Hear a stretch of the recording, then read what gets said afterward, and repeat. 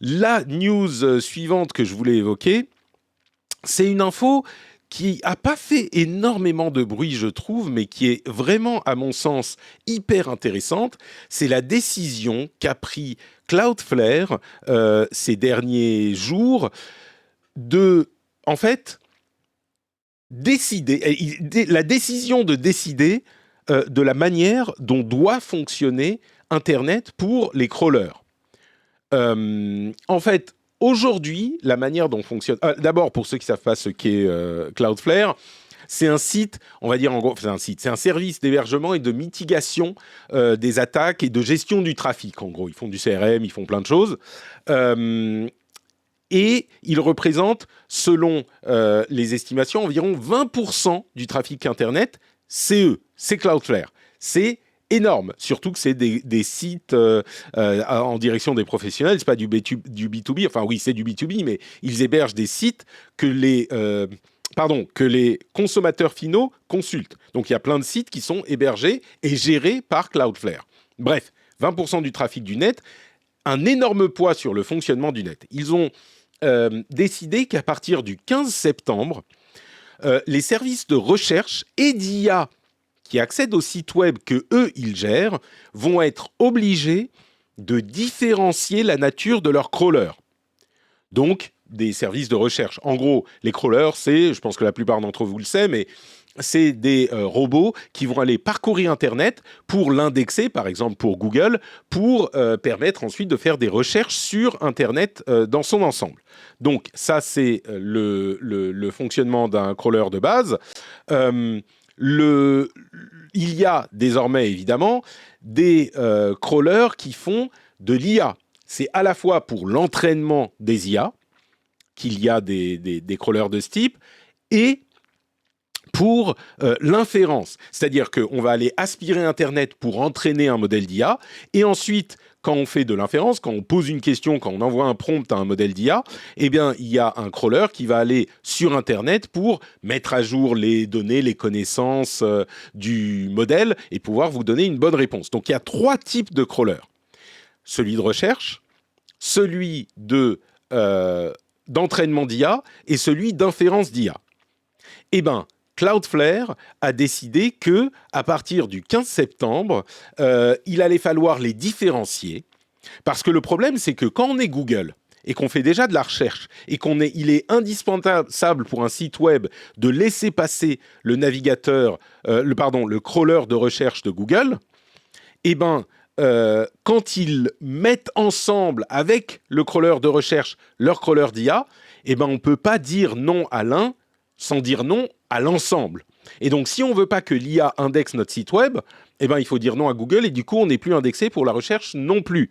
Alors oui, en théorie, il y a des moyens de faire en sorte que dans le fichier robot.txt, on dit oui à la recherche, mais non à l'IA. En théorie, oui, peut-être que Google le respecte, peut-être que d'autres ne le respectent pas. En tout cas, Cloudflare dit, à partir de maintenant, si vous ne différenciez pas les trois, on bloque tout. Donc, s'il n'y a pas les trois différents, si vous n'annoncez pas ce que vous faites, et si vous ne le respectez pas, bien sûr, c'est bloqué. Et en plus de ça, ils vont donner au site web la possibilité de demander une compensation financière pour l'un, le second ou le troisième, ou les trois, de manière à ce que les sites web soient rémunérés pour l'usage de leur contenu. Alors, tout ça, c'est super bien. Le petit problème qu'on peut noter, c'est que c'est Cloudflare qui décide un petit peu tout seul. Là, il décide un truc qui semble plein de bon sens, mais le jour où il décide un truc qui n'est pas plein de bon sens, et c'est déjà arrivé par le passé, un petit peu pour Cloudflare, mais beaucoup pour d'autres, ils ont un tel poids qu'il est difficile de leur dire non. Un tel poids sur Internet. Bon, comme je dis dans mes notes qui seront dans la newsletter, après tout, un dictateur bienveillant, c'est une bonne idée, jusqu'à ce qu'il devienne une mauvaise idée, peut-être, mais pour le moment, c'est une bonne idée. Je pense qu'on peut le dire. Mais enfin, un moyen de différencier et de demander un règlement pour l'usage de l'IA qui est imposé au forceps par un énorme acteur du web, c'est une bonne chose. Ou pas? Moi, je pense que oui. Cédric. Dis-moi pourquoi c'est une mauvaise idée. Non, en fait, alors déjà, je suis pas sûr qu'ils aient décidé seuls. Ils le mettent en application, mais tu sais, peut-être qu'il y a des gros clients à eux qui leur ont remonté, des informations en disant: «Aujourd'hui, la majorité du trafic sur mon site et donc ce pourquoi je paye, l'hébergement, et cetera, la data qu'ils transfèrent, ce sont des robots, des crawlers d'IA et cetera, qui viennent en fait sur mon site récupérer, tous ces trucs-là. Alors, je te J'aimerais confirme, trouver un ils ont moyen». eux-mêmes, chez Cloudflare, annoncé il y a quelques semaines que la majorité du trafic du net, c'est les robots, c'est les crawlers. Plus de Oui, oui. Oui, 50% du oui, trafic du net, c'est les crawlers. oui. Et C'est cin évidemment que les 53 je préoccupations crois. Et évidemment que les préoccupations des éditeurs de sites web sont exprimées depuis des mois, voire des années à ce stade, en particulier pour l'IA. Donc oui, tout à fait. Parce qu'ils ont décidé seuls dans le sens où il n'y a pas un grand consortium qui s'est réuni, tu vois, avec tous les acteurs du net pour décider de comment J'ai ça marche. Ouais, je vois très bien. J'ai quelques chiffres, après il faudrait Hmm. peut-être les challenger parce que bon, enfin l'article est d'un site sérieux, mais le il y a une personne qui pourrait très bien t'en parler, c'est Christophe Kamikaze. Puisqu'il travaille là-dedans justement et il a fait une conférence sur ça à laquelle j'ai assisté, Hmm. où il parlait justement du trafic d'internet et des robots et des crawlers. Moi, ce que j'avais noté, c'est en 2013, le trafic humain, c'était 57. Déjà, tu dis 57, c'est pas beaucoup. Ouais.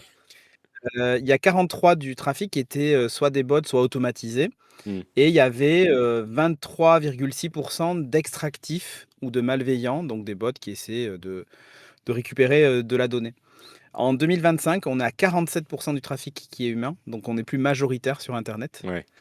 Il y a 53 qui sont des bots automatisés et dans ces 53 il y a 40 qui sont des bots extractifs. Donc c'est énorme en fait la progression de ce truc-là.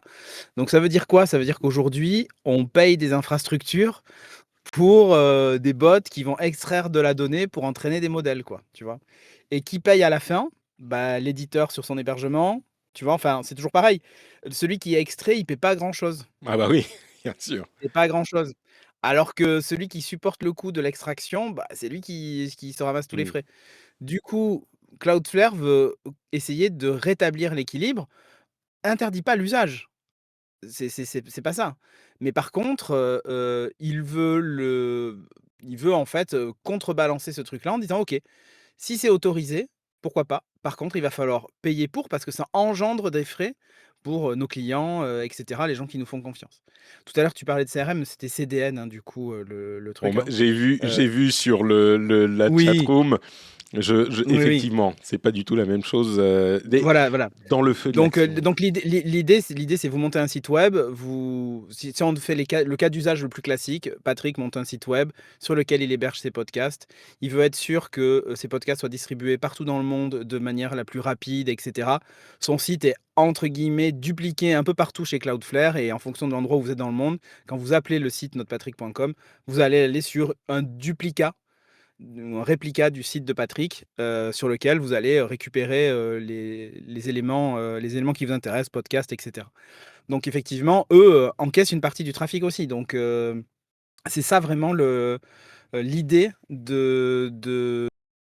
derrière tout ça. Donc, là, que Cloudflare tire la sonnette d'alarme, même pire que ça, siffle la fin de la récré, ça semble Ouais. complètement légitime.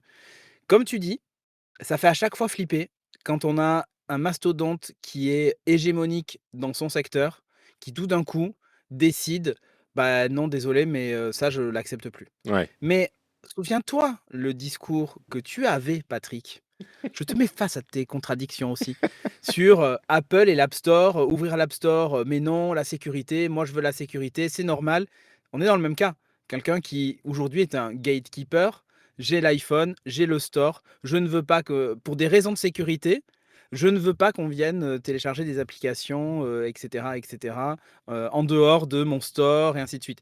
Ça revient exactement à la même chose que c'est en train de faire Cloudflare, c'est tous les gens qui utilisent mon réseau, moi je paye ce trafic-là, mes clients payent ce trafic-là, il est hors de question que ça serve, d'autres intérêts ou alors vous payez. tu vois, tout Hmm. simplement. Et on est en fait sur le cas d'un gatekeeper qui n'est pas un produit. L'Union européenne pourrait se saisir complètement de ce truc-là, hein, Alors oui et en disant: non, «Mais de quel droit vous si c'est interdisez?» 20% du trafic, Oui, c'est pas je tout à sais. fait la même chose. Aujourd'hui, il est que 20%. Oui, mais Et puis ensuite, attends, 20% du trafic mondial, mais hmm. région par région, Ah, peut-être il que est pas c'est différent. certain. Mais, Voilà. la grosse différence, effectivement, comme tu l'as noté, c'est que là, l'exigence, si on boil it down à sa plus Mmh. simple expression, ce qu'ils font, ce qu'ils demandent, ce qu'ils exigent, c'est une différenciation des trois types de crawlers. Exactement. C'est juste ça. Oui. À partir de là, Mmh. ils mettent dans les mains des éditeurs de sites web, avec des sélections par défaut de blocage, machin, mais peu importe, ils mettent dans les mains des éditeurs de sites web le choix d'autoriser, d'interdire ou d'autoriser avec paiement le passage Mmh. de ces crawlers. Donc c'est vraiment et c'est pour ça que je parle de dictateur bienveillant, c'est vraiment une augmentation du choix qu'ils imposent avec cette obligation de différencier les trois crawlers. Mais Et bien c'est sûr, ça qui bien est sûr. très problématique, enfin, que les crawlers ne voulaient pas faire, parce qu'évidemment, c'est plus simple pour eux de dire « Ah, si, vous pouvez interdire, mais bon, ils Non, vous sont inquiétez tous pas. ensemble, donc Oui. machin, c'est plus compliqué, quoi. » Oui, mais c'est très facile de faire passer ton crawler pour autre chose que ce qu'il est et c'est le cas Oui. pour les trucs malveillants donc de toute Mm. façon, et Christophe l'explique Non, très là, bien ça, ça. ça, Mais ça mais s'adresse mais évidemment aux plus gros acteurs, bien sûr. Et bien sûr. c'est... Donc, bon. Mais là, du coup, ça va quand même bloquer les petits acteurs, hein, parce que c'est vous vous identifiez ou vous êtes bloqué. Mm. Donc leur solution, elle devrait normalement en gros, je bloque tous les crawlers, by design, sauf si vous expliquez ce que vous faites vraiment avec et je pense qu'ils vont se donner les moyens aussi de vérifier ce qu'ils font, derrière parce que